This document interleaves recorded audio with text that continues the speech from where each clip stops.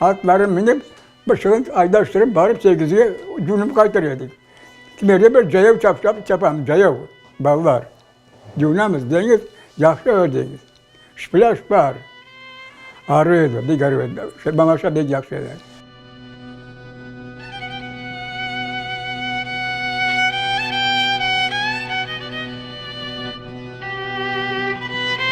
O günleri geçirdim, Allah bile.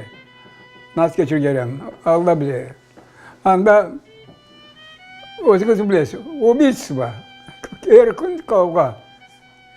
Sen ne atarsın, ne sen atamam.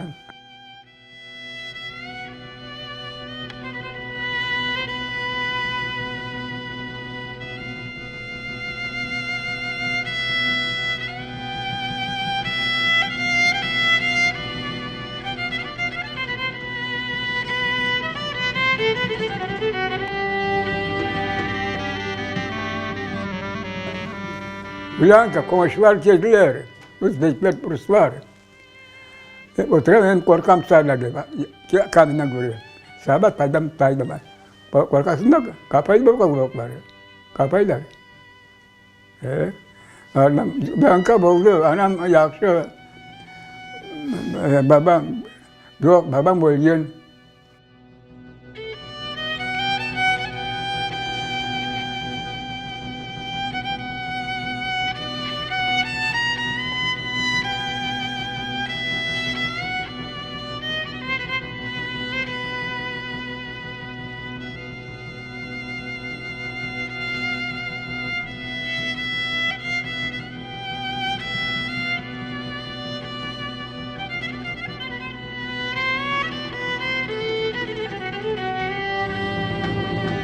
Haydi da menede, karada kozulümde, sallanıp da gezersin.